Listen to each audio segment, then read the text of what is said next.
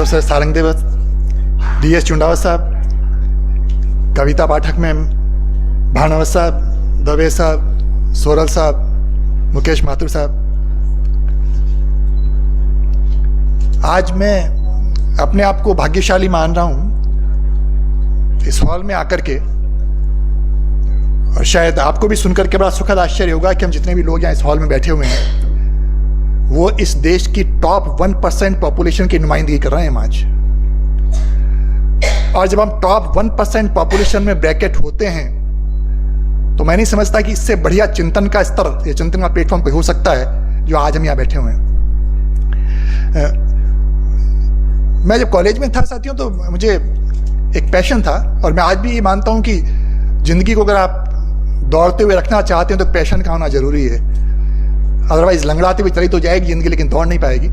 तो मेरा एक पैशन था कि मैं कहावतें इकट्ठी किया करता था, चाहे वो इंग्लिश की हो, चाहे पर्शियन की हो, चाहे उर्दू की हो, क्योंकि मेरे ग्रैंडफादर पर्शियन के प्रोफेसर थे मेरे कॉलेज में। तो मैं सेकेंड ईयर में एक फ्रेज मेरे पढ़ने में आया, एक कहावत, एंड कहावत थी ignorance is a bliss, and at that particular point of time I could not understand the philosophical meaning behind this particular phrase.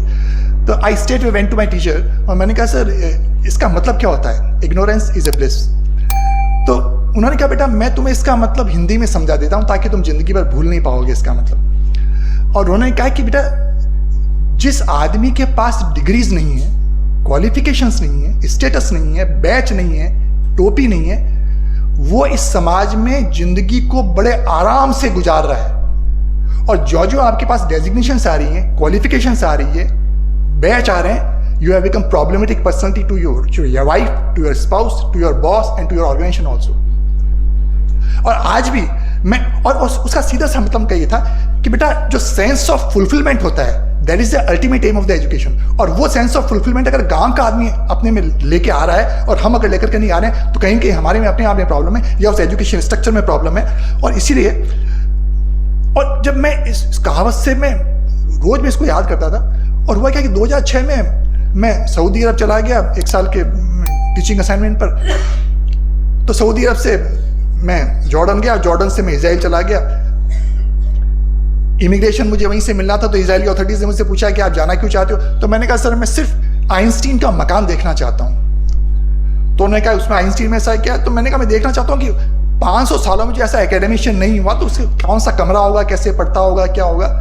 तो वो जेरूसलम और हैफा के बीच में छोटा सा गाँव है, वहाँ पर उन्होंने अपना कुछ वक्त गुजारा था। उनका स्टडी रूम आज भी साथियों वैसा का वैसा ही है, लेकिन उनकी स्टडी टेबल के पीछे मैंने सेंटेंस फिर पढ़ा हुआ, फिर लिखा हुआ देखा, फिर वो मेरे जहन में आज भी ताजा है। और सेंटेंस में लिखा हुआ था, जितने भी एकेडमिक फील्ड के लोग हैं शायद इस सेंटेंस को भूल नहीं पाएंगे, उसमें लिखा हुआ था imagination is more important than knowledge.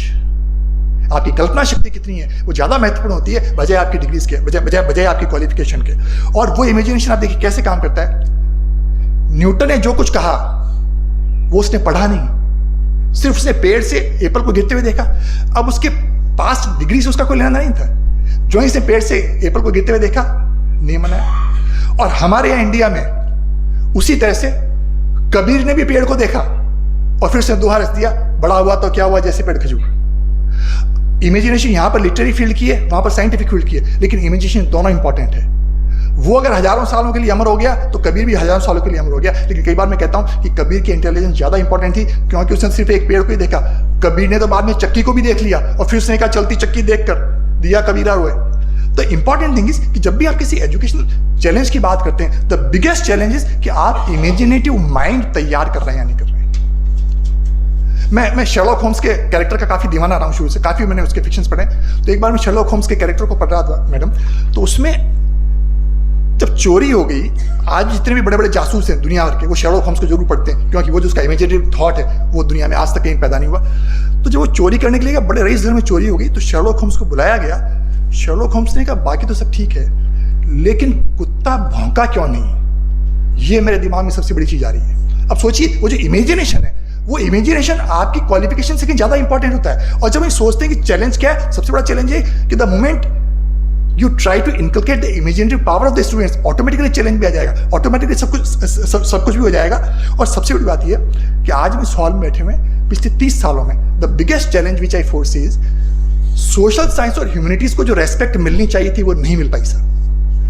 Technology के पीछे भागते रहे हम, आर्टिफिशियल इंटेलिजेंस के पीछे भागते रहे, लेकिन जो नेचुरल इंटेलिजेंस है ना, हमने उसको हमेशा ओवरसी किया, हमने उसके बारे में कोई सोचा नहीं। और उसके साथ साथ होता क्या साथियों, क्योंकि मैं भी 2.5 साल से पूछ भी रहा था, मैंने कहा सर आप एनसीसी में भी रहे और पिछले 30 सालों से मैं पैरामिलिट्री फोर्सेस का ट्रेनर और एडवाइजर दोनों रहा हूँ, CRPF, ITBP, CISF।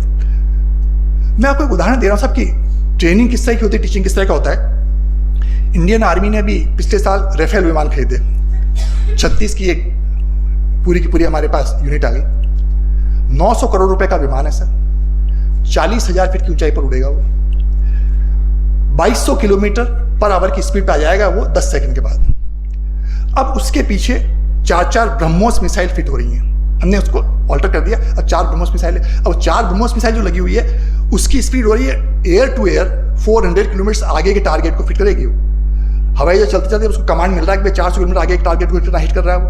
Air to air है, एयर टू सरफेस है, और उसको उड़ा कौन रहा है? 26 साल का लड़का उड़ा रहा है सर। अब सोचिए, ट्रेनर वहां पर भी है, टीचर वहां पर भी है, उस आर्मी ने उस 26 साल के लड़के पर मैडम 900 करोड़ रुपए का विश्वास कर लिया। इतना बड़ा उसने विश्वास कर लिया, क्यों?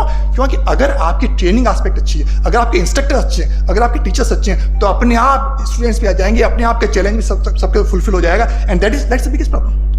और मैं कई बार ही कहता हूं साहब कि आप ये मत सोचिए कि इसको भी यहां है, उसको भी यहां नहीं है। इस देश की 140 करोड़ की भीड़ में एक आदमी सिर्फ शहनाई को अपने होठों से लगाता है और उस्ताद बिस्मिल्लाह खां बन जाता है सर।